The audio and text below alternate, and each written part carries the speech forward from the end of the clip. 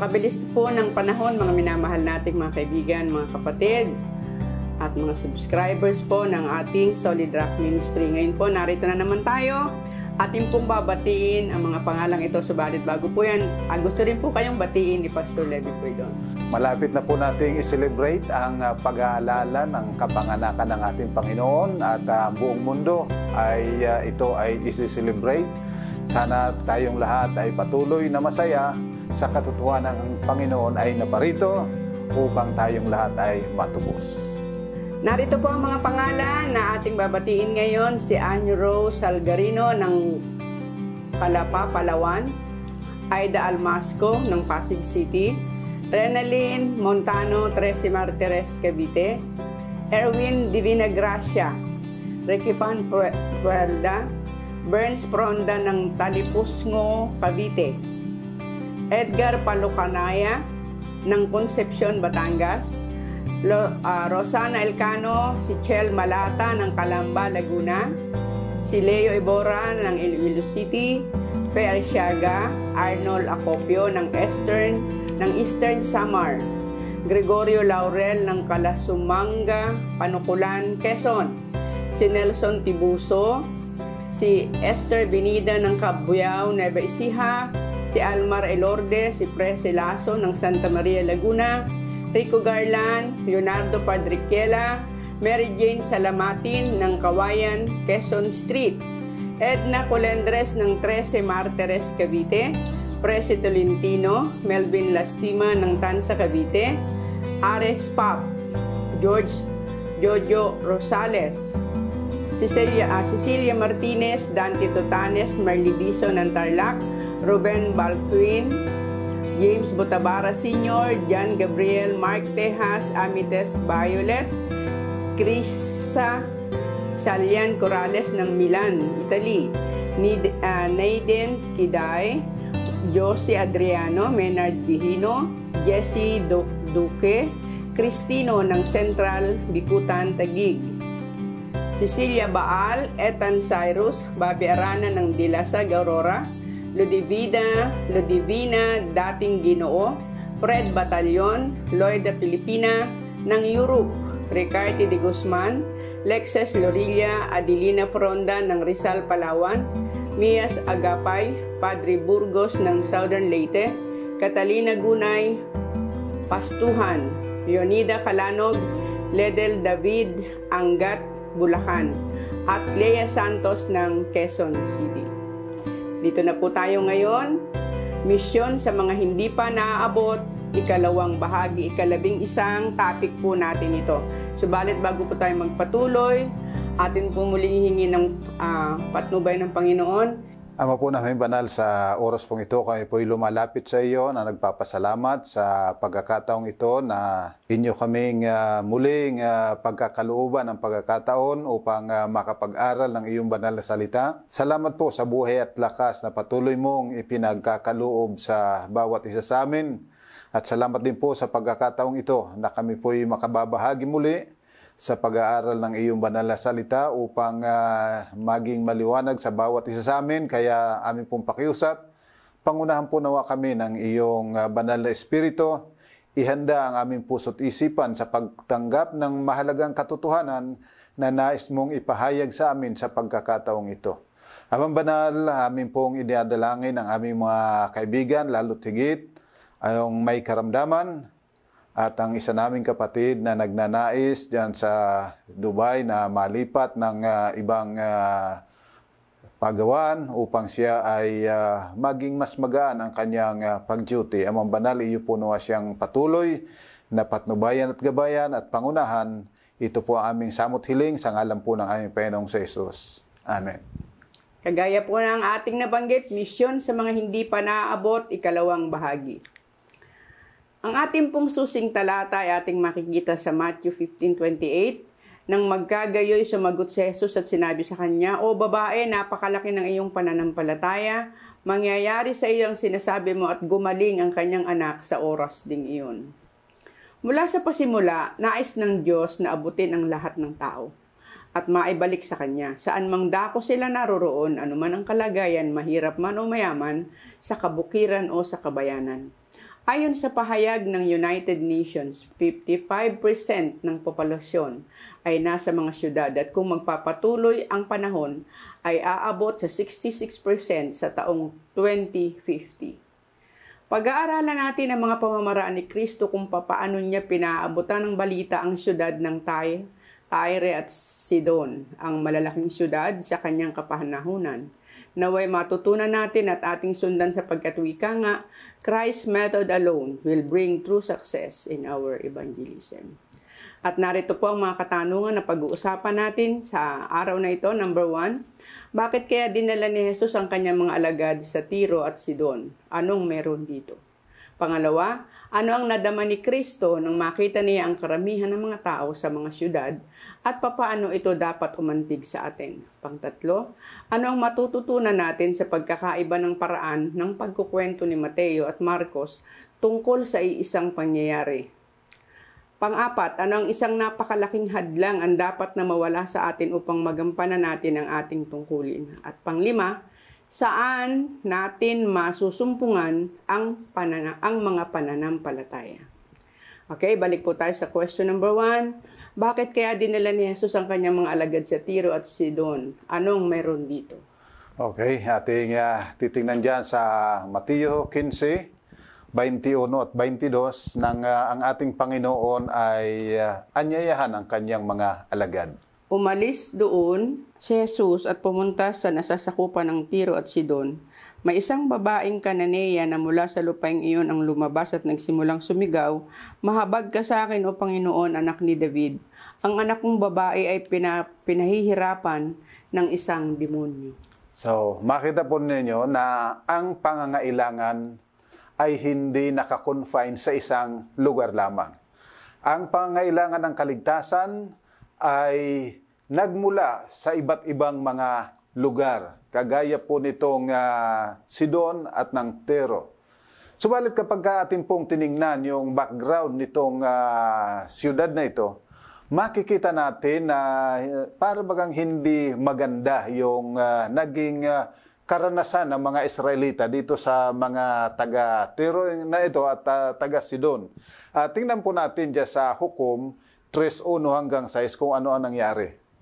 Ito ang mga bansang iniwan ng Panginoon upang subukin ang mga Israelita na walang karanasan sa pakikipaglaban sa Kanaan. Iyon ay upang malaman ng mga saling lahi ng mga anak ni Israel ang pakikipaglaban, upang turuan sa pakikipaglaban ang mga hindi nakararanas nito nung una.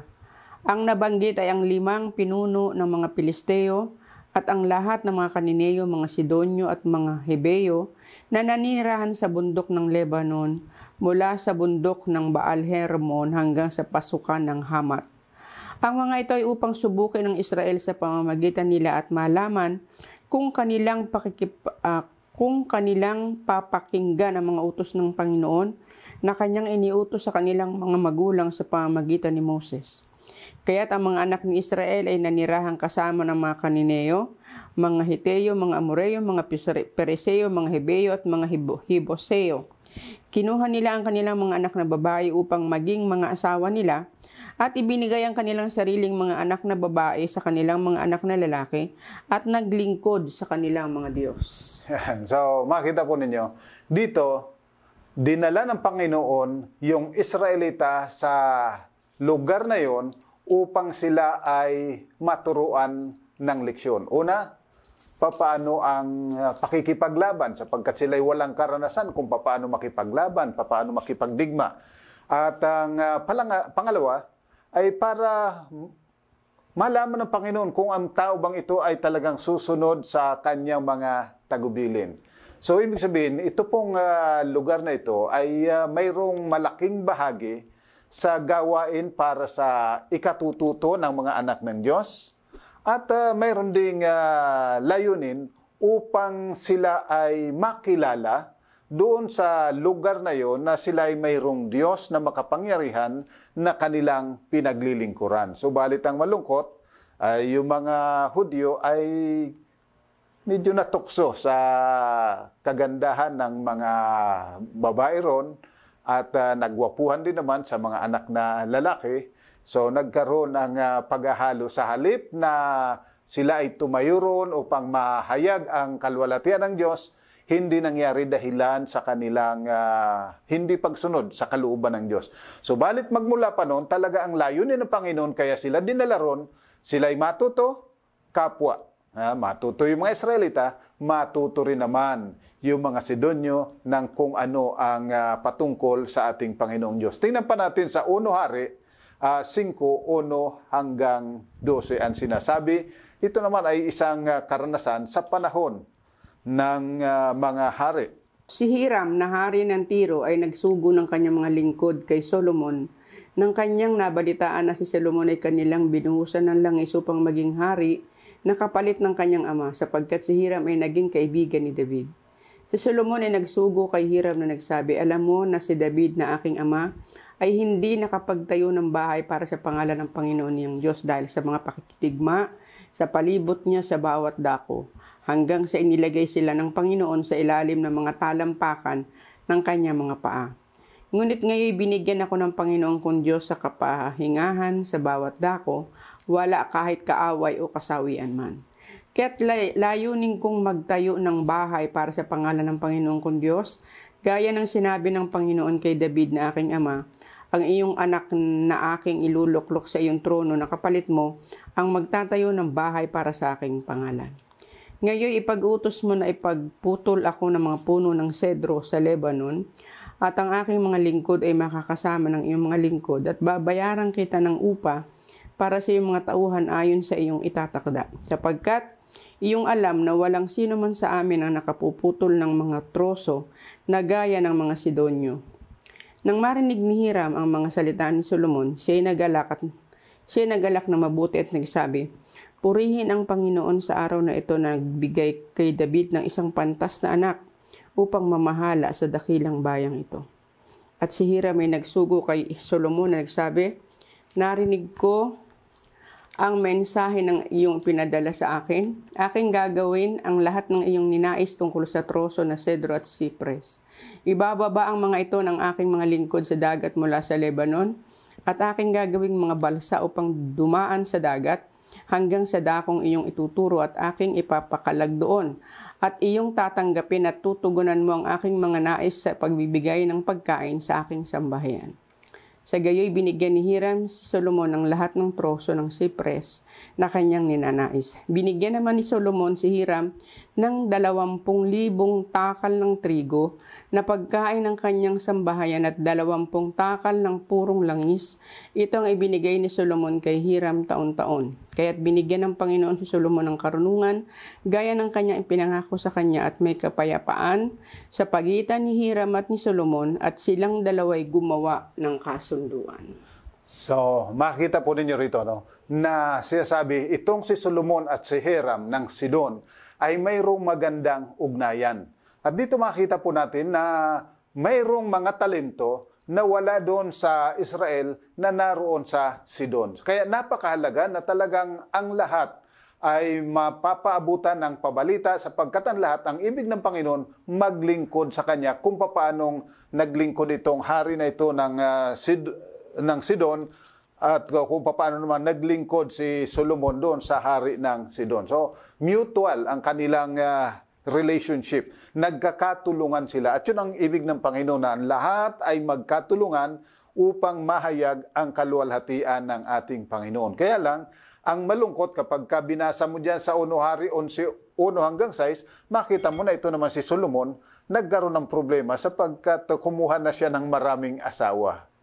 At dahilan doon ay nagkasala siya sa Panginoon at sa bayan ng Panginoon. So, mga minamahal, maraming tao ang Panginoon na nasa ibang mga syudad, sa ibang bansa, sa mga makapangyarihan, sa mga mayayaman. Andiyan, may mga lingkod dyan ng Panginoon na ibig niya na makapaglingkod sa Kanya, at kinakailangang maabot ito ng Kanyang mga anak. Subalit, kinakailangan din natin maging maingat na huwag tayong mahawa, o kaya ay yung tayo ay madala ng kanilang mga kultura. Sa halip, madala natin yung kultura, na magmumula sa Panginoon, yung aral at turo na nagmumula sa Panginoon upang ang Panginoon ay mabigyang kaluwalhatian. Sapagkat lahat naman ng tao ay nagmula sa Panginoon at mahal ng Panginoon. Kaya talaga pong kinakailangang maabot ng pabalita. Lamang kinakailangan natin na pagka tayo'y nakipagkaibigan, alam natin yung hangganan ng ating pakikipagkaibigan. Kagaya ng Panginoon, siya ay kaibigan ng mga magiinom, kaibigan siya ng mga maglalasing, ng mga maniningil ng buwis na may kadayaan. Kaibigan siya, subalit hanggang doon sa pakikipagkaibigan upang sila ay madala sa Panginoon, hindi para makipagsalamuhan na at tanggapin yung kanilang mga kamalian na ginagawa. At ganun po ang marapat sa bawat isa sa atin. Okay po. At ngayon naman po sa ating pangalawang tanong, ano ang nadama ni Kristo nang makita niya ang karamihan ng mga tao sa mga siyudad at papaano ito dapat umantig sa atin? Yan. Tingnan mo dyan sa Mateo 9:35 hanggang 38 ang sinasabi. Kung ano ang sinabi ng talata. Nilibot ni Jesus ang lahat ng mga lungsod at mga nayon na nagtuturo sa mga sinaguga nila at ipinangaral ang magandang balita ng kaharian at pinapagaling ang bawat sakit at bawat karamdaman. Nang makita niya ang napakaraming tao, nahabag siya sa kanila sapagkat sila ay nangangamba at nanlulupaypay na gaya ng mga tupa na walang pastol. Kaya't sinabi niya sa kanyang mga alagad, tunay na napakarami ng aanihin, ngunit kakaunti ang manggagawa. Idalangin ninyo sa Panginoon na idalangin niyo sa Panginoon ang anihin na magpadala ng mga manggagawa sa kanyang aanihin. So, mapapansin mo rito na sabi, nung makita ng Panginoon yung napakaraming tao na talagang nangangailangan ng kaligtasan, nahabag siya. At alam po ninyo, sa mga syudad, nariyan napakaraming nangangailangan ng kaligtasan. Andiyan, daming mga problema, lalo't higit sa kalusugan. Sa panahon po natin ngayon, andiyan ang napakaraming mga suliranin tungkol sa kalusugan. At kailangan nila ang gabay na nagmumula sa salita ng Panginoon. At doon tayo kinakailangan ng Panginoon na gumawa. So, ang Panginoon, nagdalang habag. Naawa siya. Kasi nakita niya parang walang pastor. Na talagang nangangalat at hindi malaman kung saan sila susuling.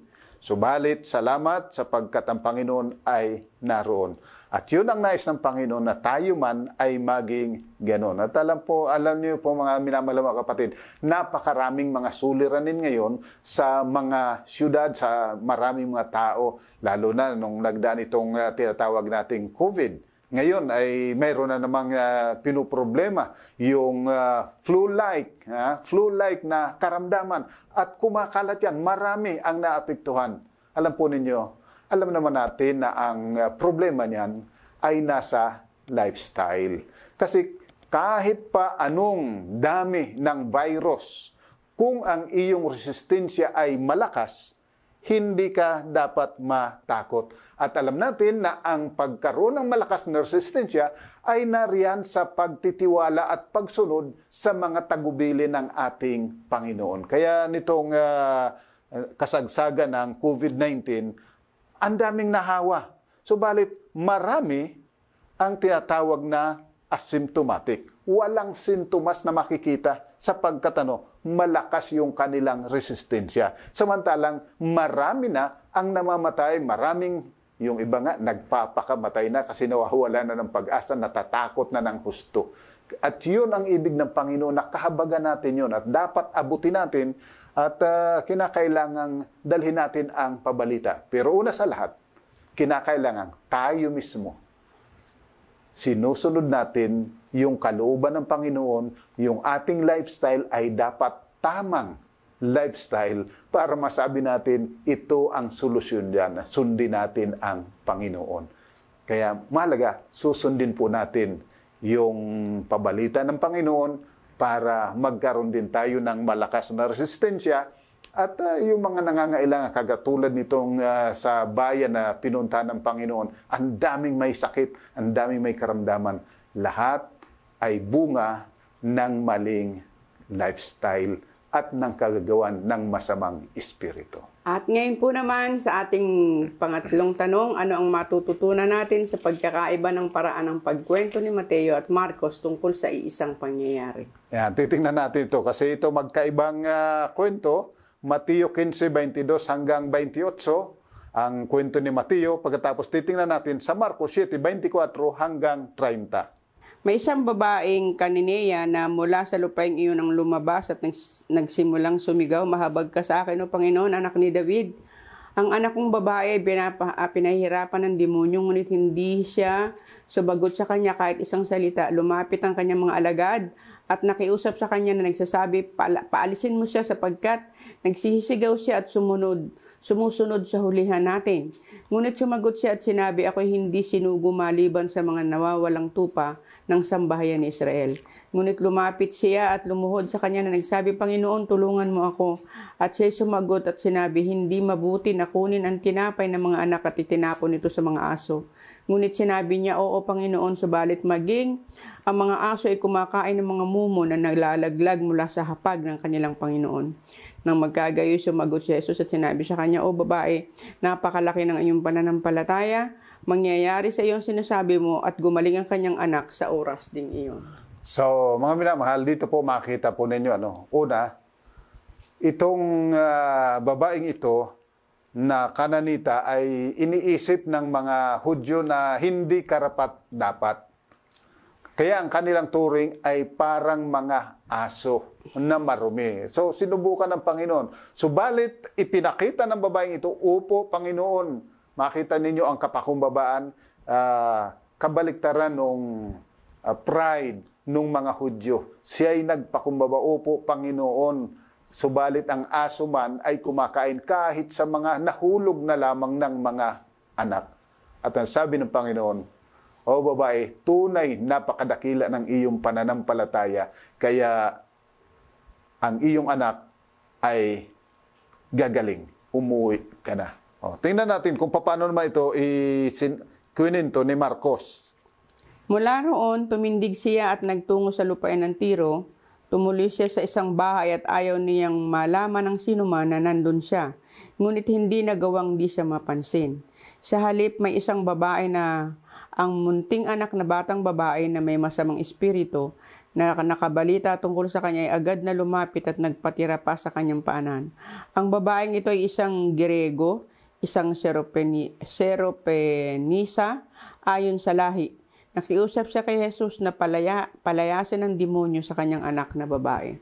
At sinabi niya sa kanya, "Hayaan mo munang mapakain ang mga anak sapagkat hindi marapat na kunin ang tinapay ng mga anak at ihagis ito sa mga aso."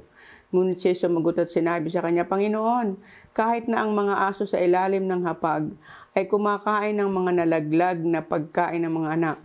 Sinabi naman ni Jesus sa kanya, "Dahil sa salitang yan, makakaalis ka na, lumabas na ang demonyo sa iyong anak."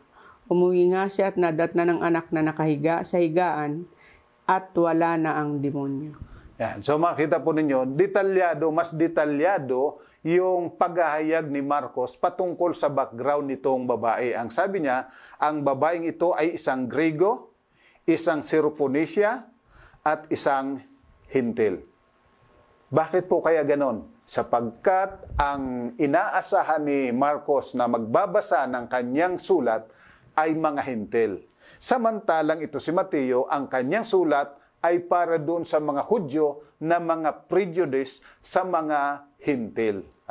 Kaya hindi idinatalye ng husto yung background nitong babae. Datapot kay Marcos, kanyang idinatalye sapagkat ang nais niyang maabot ay yung mga Hintil. So ibig sabihin mga minamahal, sa atin pong paghahayag ng mabuting balita, kinakailangang i-adapt natin yung ating presentation sa background ng ating kinakausap. Hindi maaari na kung ano yung ginamit mo sa bayang ito na pangaral, ayun din ang gagamitin mo doon sa isang bayan para ipangaral. Kaya alam po ninyo mga minamahal, ako personally, sa aking pong pangangaral, hindi talaga ako sadyang gumagawa ng outline na yun na ang aking susundan. Kung saan ako pumunta, doon ako gagawa ng outline. para yung aking presentation ay akma sa lugar na aking pupuntahan. Kahit sa sermon sa simbahan, hindi ako nagtatago ng outline ng aking sermon sapagkat nais kong i-adapt doon sa kalagayan ng mga taong nakikinig. So ito po ay napakahalaga. Isang bahagi po ito ng pagtatagumpay ng ating gawain na kinakailangan tayo po ay handa na i-adapt yung ating presentation sa pangangailangan, sa kalagayan ng ating nakakausap. Hindi kung ano yung naging, nakita mo na dito ay talagang nasiyahan sila. Pagdating dun sa isang iglesia, ay ganun na ganun uli yung iyong sasabihin at i-expect mo na magi ka ring matagumpay na sila ay maaaring magkaiba ng background, magkaiba ng karanasan. Kaya kinakailangan po, i-adapt po natin. Alam mo, kagaya ngayon na medyo tapos na naman yung COVID-19. Kung noong panahon ng COVID-19 ay ang ating presentation ay iniakma natin kung paano masusolusyonan yung COVID-19, ngayon ay iba na naman ang mga suliranin, so doon naman natin i-adapt. Andyan yung mga digmaan na lumalaganap at pagkatapos may bagong mga sakit na naman. So, kinakailangan i-adapt po natin yung ating mga presentations para, sabi nga ni Ellen White, ay yung katotohanan sa ngayon, hindi yung sa katotohanan noon. Ano po? Bagamat yung katotohanan noon, katotohanan pa rin hanggang ngayon, pero dapat adapted sa kung ano ang background o ano ang kinalalagyan ng tao na ating dinadala ng pabalita. Okay, sana po naging maliwanag. At ngayon po sa ating pang-apat na katanungan, ano ang isang napakalaking hadlang ang dapat na mawala sa atin upang magampanan natin ang ating tungkulin? Ito po ay isang napakaganda at napakahalagang aral na dapat nating matutunan. Basahin mo diyan sa Gawa 10:9 hanggang 16. Nang sumunod na araw, nang may oras na ika-6, samantalang sila ay naglalakbay at malapit na sa lungsod, si Pedro ay umakyat sa itaas ng bahay upang manalangin. Siya nagutom at nagnais kumain, subalit samantalang inihahanda nila ito, nawalan siya ng malay.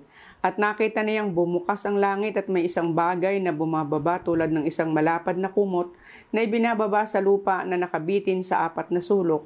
Naroroon ang lahat ng uri ng mga hayop na may 4 na paa at mga gumagapang sa lupa at ang mga ibon sa himpapawid. Dumating sa kanyang isang tinig, tumindig ka Pedro, magkatay ka at kumain ka. Subalit sinabi ni Pedro, hindi maaari Panginoon sapagkat kailan may hindi ako kumain ng anumang bagay na marumi at karumaldumal. Muling dumating sa kanya ang tinig sa ikalawang pagkakataon, ang nilinis ng Diyos ay huwag mong ituring na marumi. Ito'y nangyari ng 3 ulit at ang mga bagay ay agad binatak pataas sa langit.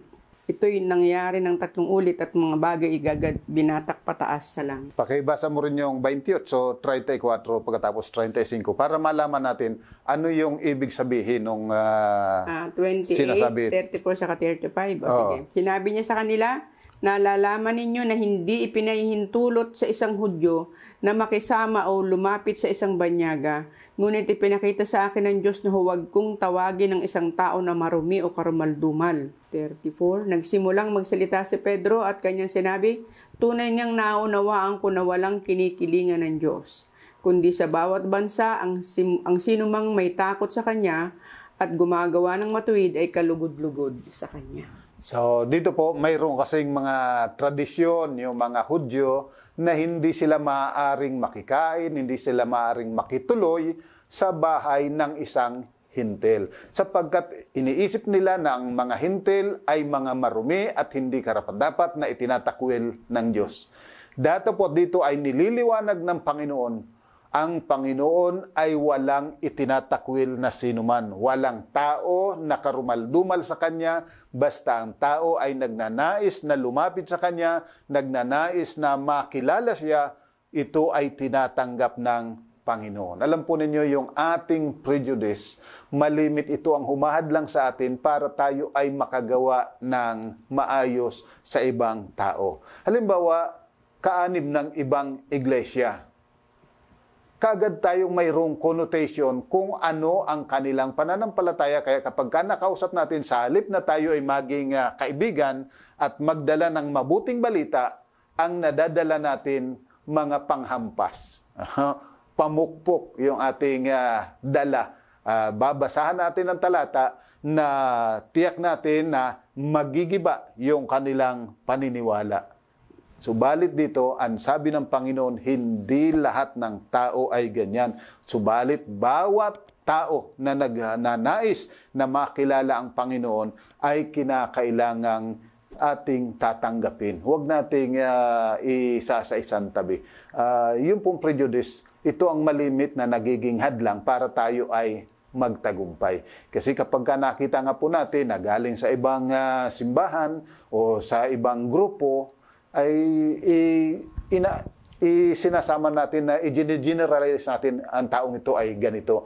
So, sa halip na tayo magdala ng katotohanan, hindi po katotohanan ang ating nadadala. Sa halip na tayo ay maging kaibigan, nagiging kaaway. So, mga minamahal, kinakailangan pakatatanda natin ang karanasang ito ni Pedro na walang tao, sino man siya, saan man siya nagbuhat, kapag siya ay naghahanap sa Panginoon, tinatanggap siya ng Panginoon. At dapat madama nila na sila ay mahal ng Panginoon. Yun po ang ating layunin. Ipadama sa lahat ng tao na sila ay mahal ng Diyos. Hindi po ipadama sa kanila na mali sila. Tatanda po natin, napakahalaga po yan na kinakailangan ang madiin, mahal sila ng Diyos. Hindi yung mali kayo, kami ang tama, kami ang tunay, kayo mga piki kayo. Hindi po ganun ang dapat. Tatandaan po natin yan mga kapatid. Ngayon po sa atin pong panghuling katanungan, number 5, saan natin masusumpungan ang mga mananampalataya?